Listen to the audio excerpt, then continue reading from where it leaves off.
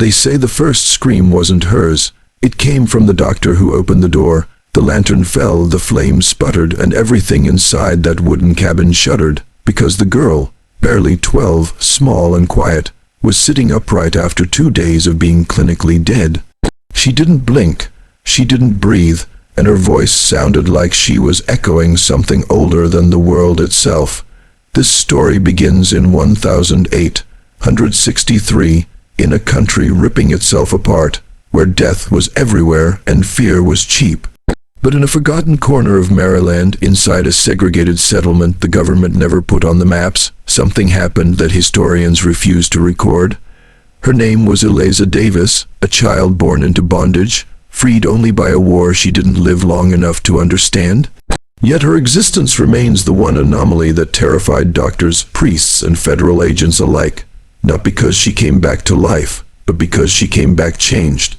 And because the last thing she said, before they sealed the official records, was a warning the United States quietly buried. The ones beneath the church are waking.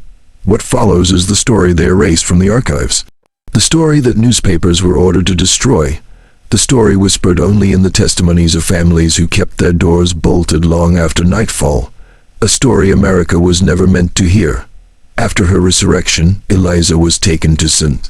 Mary's Home for Colored Girls, an orphanage run by the Sisters of Penitent Mercy. The building stood on a lonely hill, where the wind carried a constant low hum across the dry fields. People said it sounded like the ground itself was breathing. St. Mary's had a reputation no one discussed openly. Children vanished without explanation. Records were falsified. Graves appeared with no names. But poverty left families with few choices, and the church offered refuge, or the illusion of it. The sisters kept Eliza isolated in a stone room built decades before the rest of the orphanage. Its walls were colder, almost damp, even in the summer. On her first night, she traced her fingers across the floorboards and whispered, "They carved this for them." When the caretaker asked who they were, she smiled with a stillness that made his hands tremble. A week passed before they realized she wasn't sleeping, or eating, or drinking. Yet each morning, she looked stronger. The headmistress wrote in her logbook that Eliza spoke in patterns, like hymns were written by something that resented God. Sometimes she repeated words the Civil War soldiers heard in their nightmares. Sometimes she predicted the death of a child hours before it happened. The church sent a priest to investigate. He lasted 3 days. On the 4th day, he was found walking barefoot into the woods, murmuring, "The soil remembers. The soil remembers." No one followed him. Doctors from Baltimore examined Eliza under federal order. They documented impossible findings, then burned their own notes. Eliza's pulse drifted in and out at random intervals, like a clock winding backward. Her pupils didn't react to light. Her blood thickened when exposed to air, forming patterns that resembled ancient script. During one examination, she whispered the full name of a surgeon's wife, a wife he had buried the previous winter. Every attempt to restrain or sedate her failed, not because she fought back, but because her body refused to be handled. Muscles stiffened, temperature plummeted, instruments cracked in their hands. One physician compared her to an electromagnetic disturbance. Another said she felt like a door with something standing behind it. A third insisted she had no natural heartbeat at all, only a faint knocking, as if coming from deep inside her chest. The government demanded answers. The church demanded silence. What neither expected was for Eliza to start drawing. They found her sketches tucked under her cot, scratched into the wooden walls, etched into the plaster, spirals, interlocking eyes.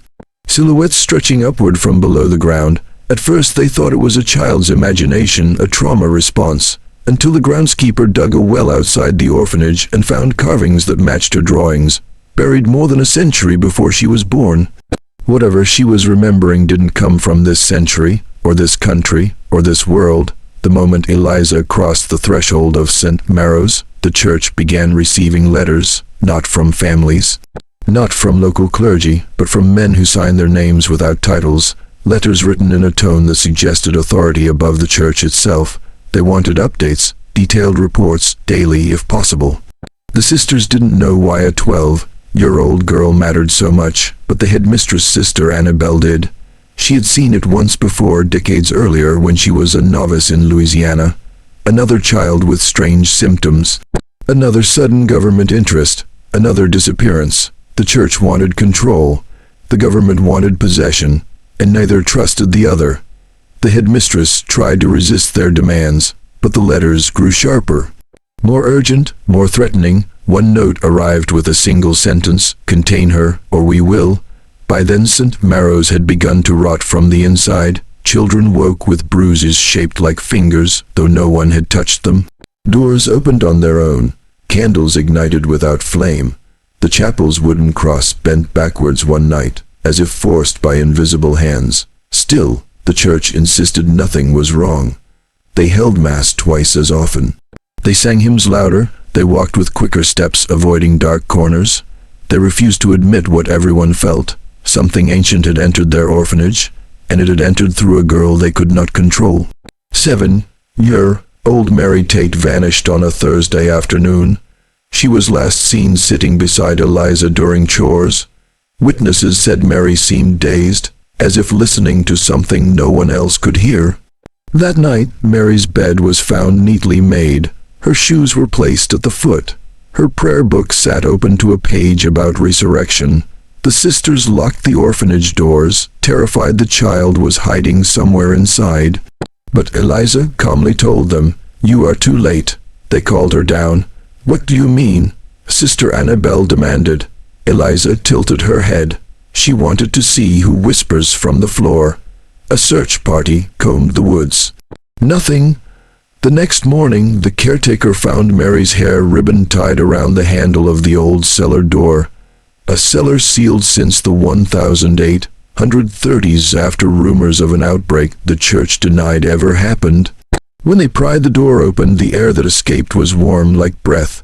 They searched the cellar in teams, but the back wall had collapsed into what looked like a tunnel. The soil was black, damp, smoothed as if shaped by human hands over generations. But there were no footprints, no signs of Mary, only a carving at the entrance. The same spiral Eliza had been drawing in her room. The sisters closed the cellar and nailed it shut. And for the first time since her arrival, they begged the church for help. Their request was denied. Agent Thomas Keene arrived without clergy approval. He wore the badge of the War Department, but behaved like a man on a private mission. He asked no questions about the disappearance. He asked only about Eliza. He examined her room, studied her drawings, and spoke to her alone. When he came out, he looked pale, shaken, almost sick.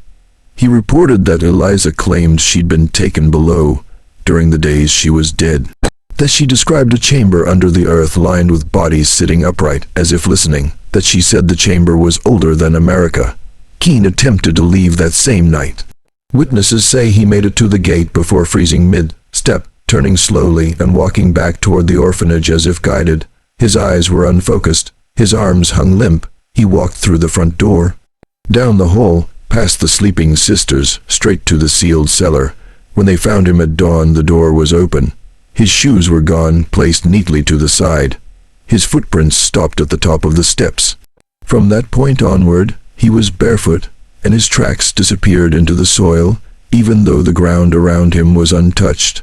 His notebook, however, remained upstairs. Inside it, one sentence filled the last page. "There are voices under this land that do not sleep." After Keene vanished, the children began waking with blood on their pillows. They complained of a humming beneath the beds, a vibration in the floorboards, a sense of being observed from below. The sisters blamed fear. Eliza blamed memory. She said the soil had a pulse now, that once it opened, it never closed again. A fever spread through the orphanage, not fatal, but disorienting. The infected children stared at walls as if waiting for instructions. One girl carved spirals into her own skin. Another tried to bury her shoes in the yard, whispering, "They don't like leather." The local doctor diagnosed mass hysteria. The government insisted nothing unusual was happening at St. Marrow's, but the sisters knew better. They heard footsteps in the empty halls. They heard children laughing in rooms where no one slept. They heard the chapel doors slam even when locked. The whispering was worse between midnight and sunrise. Soft, persistent, like dozens of voices speaking from behind the stone foundations. The sound rose and fell, matching the rhythm of breathing. The sisters took shifts staying awake. Eliza did not sleep at all. She stood at the window each night, staring into the fields, murmuring in a language older than English. When Sister Annabelle asked what she was saying, Eliza replied, "I'm trying to tell them to wait, but they are hungry, and now they know we can hear them." 10. Old Samuel Price disappeared next. The children said he followed Eliza around for days, begging her to explain why the walls were vibrating. Eliza never answered him. She just watched him with a hollow expression, as if studying a future she couldn't change. Samuel went missing during morning chores. His mop bucket was found overturned, water seeping through cracks in the floor. No one heard a scream. No one saw him leave. Eliza sat alone in the hallway, staring at the wet floorboards. When Sister Annabelle approached, Eliza finally spoke. He walked into their voices. That night, Samuel was found in the chapel, but not alive. His body was upright, seated in a pew, eyes open, mouth slightly parted. His heart had stopped hours earlier, but his hands were warm, and carved into the wooden pew beneath him was the spiral symbol, in patterns so exact that the sisters realized something horrifying. It wasn't carved with a tool. It was carved with a fingertip. Samuel had scratched the symbol over and over until his nail split, until bone was visible, but he felt no pain because his expression was serene, peaceful, almost relieved. Eliza wouldn't look at his body. When Sister Annabelle demanded answers, she whispered, "They are not killing them, they are taking them back." Back from where? Eliza didn't answer. She just glanced toward the cellar door. After Samuel's death, the church could no longer deny the crisis. 4 senior clergy members arrived from Washington. They brought books chained shut, relics wrapped in cloth, and a man who refused to give his name. The children were confined to their rooms. The sisters were ordered to silence, and Eliza was moved to the old stone chamber where the headmistress once punished disobedient girls. The clergy performed rites that hadn't been used since the Salem era. They interrogated Eliza for hours. She didn't resist. She didn't speak. She just watched them with the steady focus of someone reading something behind them. On the 3rd night, one of the priests was found outside, kneeling in the field, digging with his bare hands. When restrained, he screamed, "They're underneath. They're awake." She opened the gate. He died before dawn, heart failure, skin scratched raw, dirt packed beneath his nails. His final words rattled the entire orphanage. Her voice is the key. That morning, Eliza spoke for the first time in 3 days. She told the remaining clergy, "You can't close what was never meant to be closed." Her voice wasn't hers, it was layered, like 2 tones merging in one throat.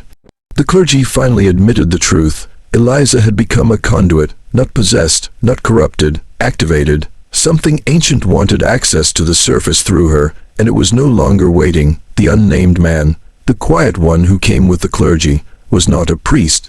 He was a historian trained to investigate forbidden archives.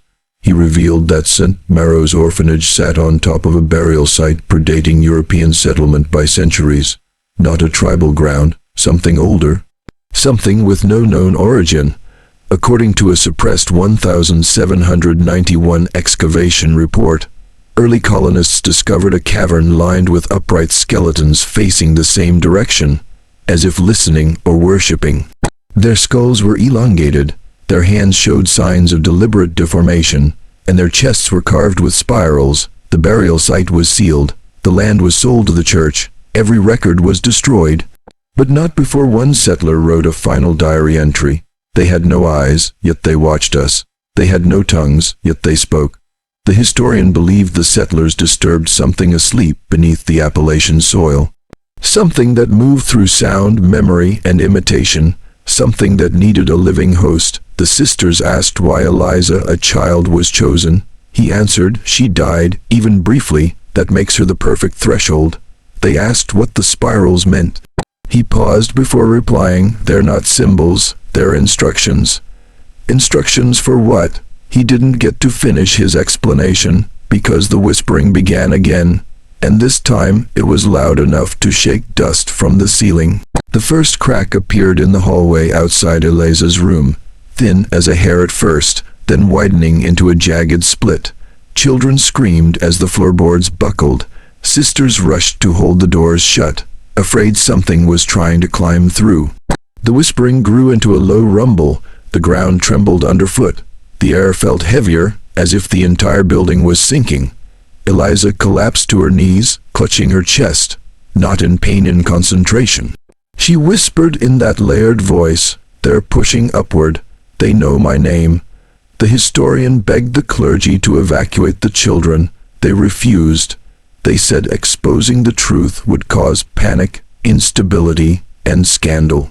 They insisted they could suppress whatever was happening, but the ground disagreed. By midnight, cracks formed in every hallway. The chapel windows rattled. Dust spilled down the walls. The candles flickered with unnatural timing, like synchronized breathing. One child claimed she saw fingers reaching through the gaps in the floor. Another swore she heard her deceased mother calling her from beneath the ground. By dawn, the cellar door was no longer warm.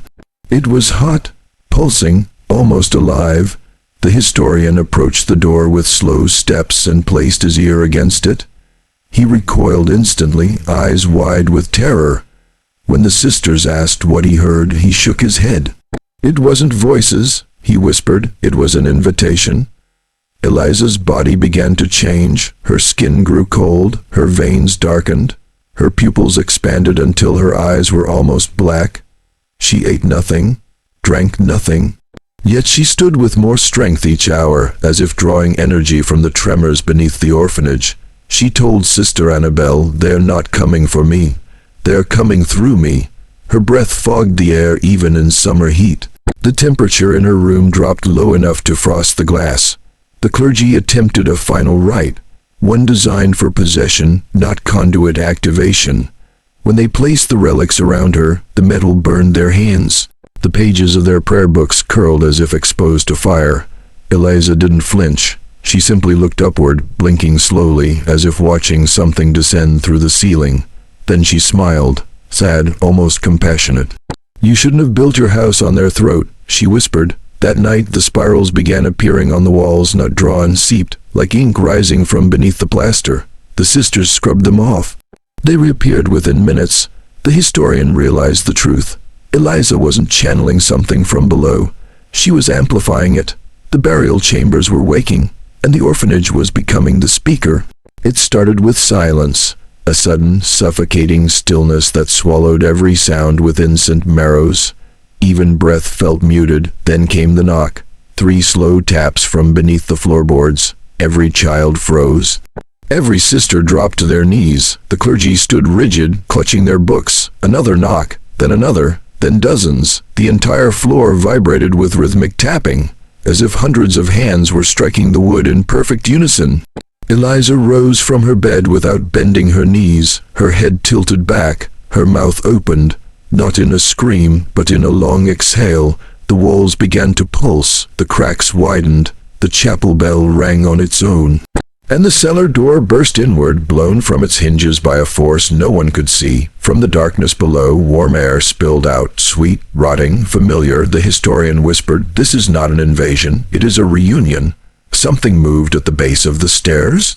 Not footsteps, not breathing.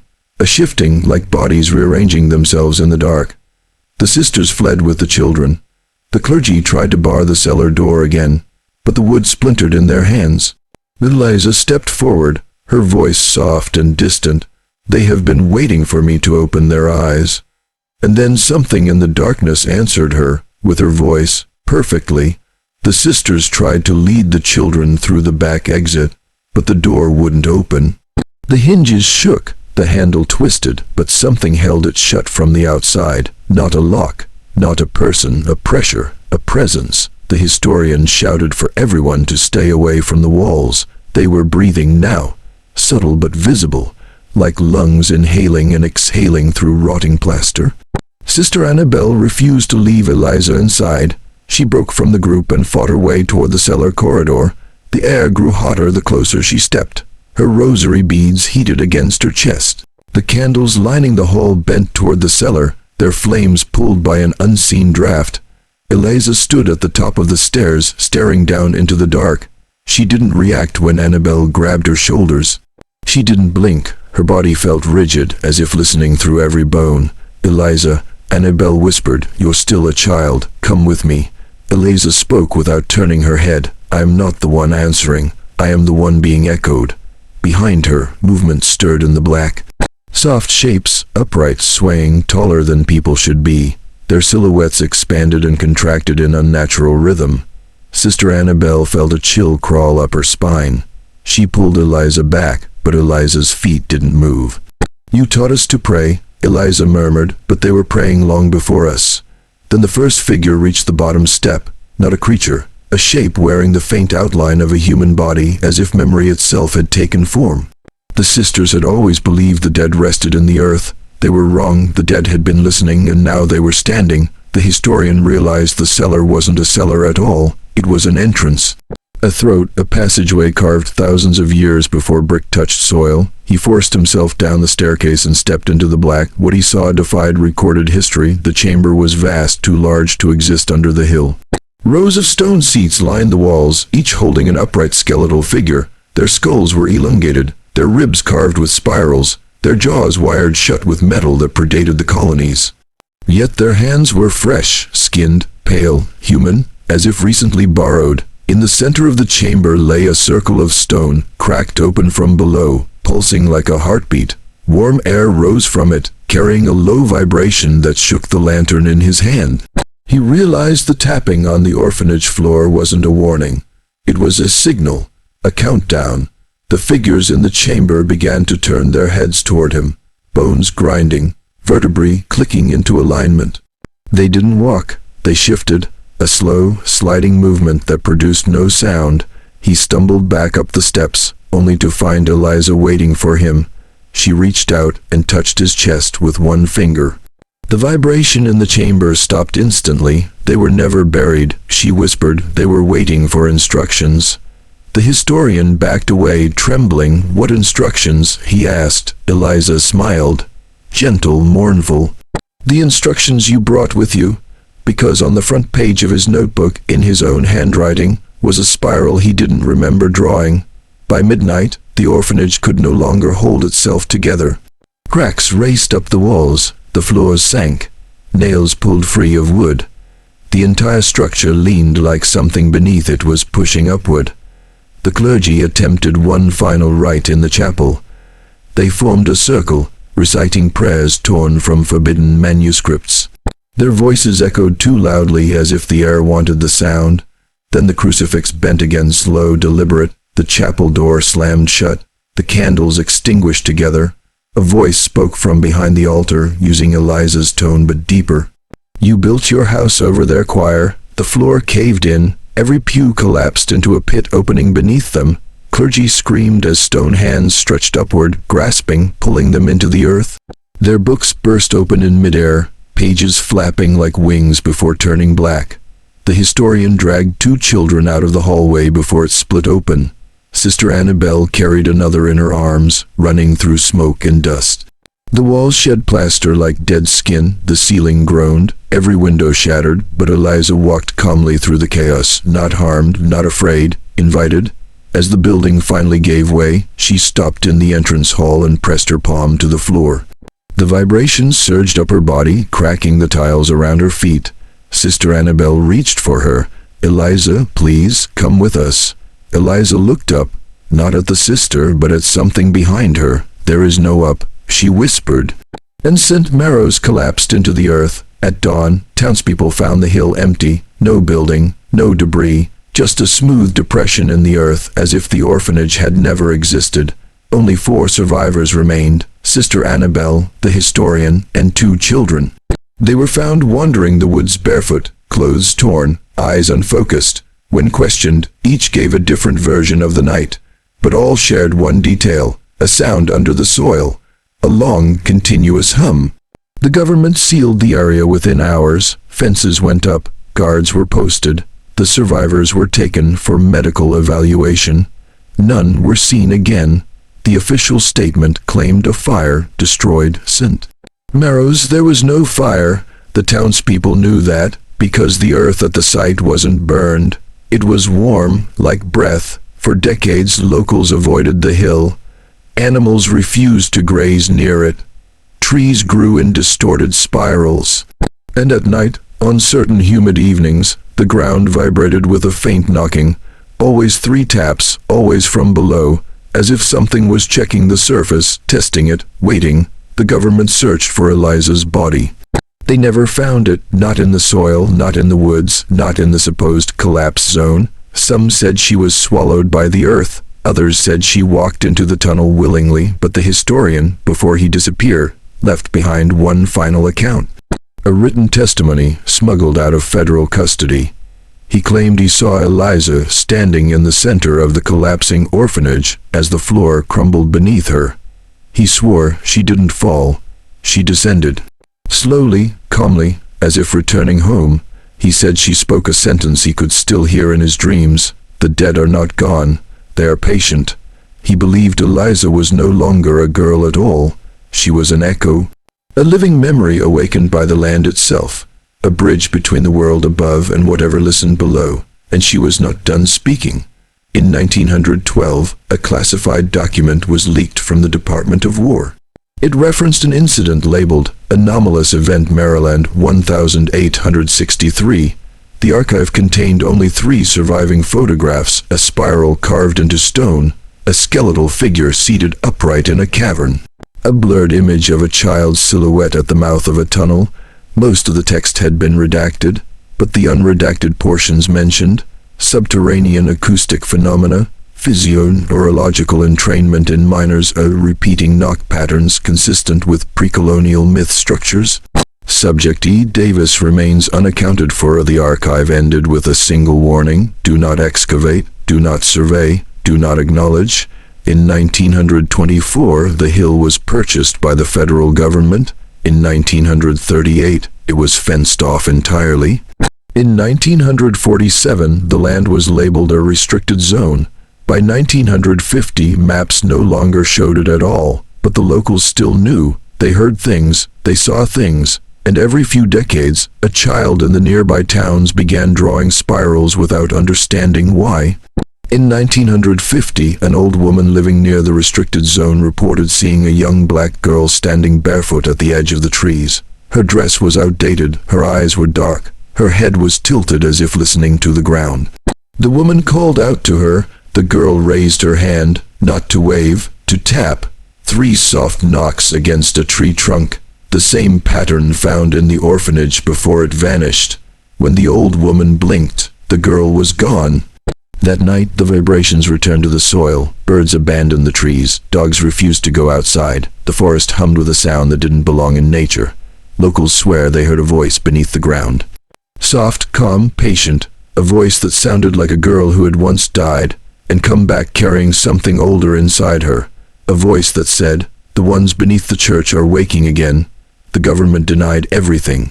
The church denied everything. The land denied nothing, because on certain nights even now, the earth along that forgotten Maryland hill moves in slow patterns, spirals unfolding in the soil like something stretching after a long sleep. And if you press your ear to the ground, you might hear it too. Not breathing, not footsteps, just knocking, always in 3s, always waiting for someone to answer.